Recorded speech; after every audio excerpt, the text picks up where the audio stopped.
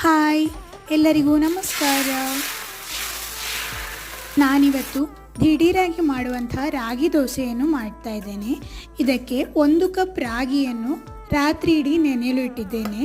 ಬೆಳಗ್ಗೆ ಅದನ್ನು ರುಬ್ಬಿಕೊಳ್ಳಬೇಕು. ರಾಗಿಯಲ್ಲಿ ಐರನ್ ಕಂಟೆಂಟ್ ತುಂಬ ಜಾಸ್ತಿ ಇದೆ. ಇದು ಮಕ್ಕಳಿಂದ ಹಿಡಿದು ದೊಡ್ಡವರವರೆಗೆ ಎಲ್ಲರಿಗೂ ಅಷ್ಟೇ ಉಪಯುಕ್ತ. ರುಬ್ಬುವಾಗ ನಾನು 1 ಹಸಿಮೆಣಸು ಹಾಗೂ ಅರ್ಧ ಇಂಚ್ ಶುಂಠಿಯನ್ನು ಹಾಕಿ ಬೇಕಾದಷ್ಟು ನೀರನ್ನು ಹಾಕಿ ನುಣ್ಣಗೆ ರುಬ್ಬಿಕೊಳ್ಳಬೇಕು. ಹಿಟ್ಟಿನ ಕನ್ಸಿಸ್ಟೆನ್ಸಿಯನ್ನು ನೋಡಿಕೊಳ್ಳಿ. ನಾನು ನೀರು ದೋಸೆಯ ಥರ ಹೊಯ್ಯುವುದರಿಂದ ಸ್ವಲ್ಪ ನೀರು ಮಾಡಿಕೊಂಡಿದ್ದೇನೆ.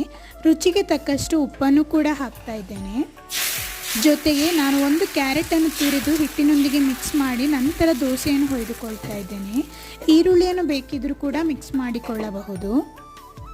ಈಗ ದೋಸೆಯನ್ನು ನಿಮಗೆ ಬೇಕಾದ ರೀತಿಯಲ್ಲಿ ಹೊಯ್ದುಕೊಂಡು ಎಂಜಾಯ್ ಮಾಡಿ. ಯಾವುದೇ ರೀತಿಯ ಚಟ್ನಿ ಅಥವಾ ಗ್ರೇವಿಯೊಂದಿಗೆ ಇದನ್ನು ಸವಿಯಬಹುದು.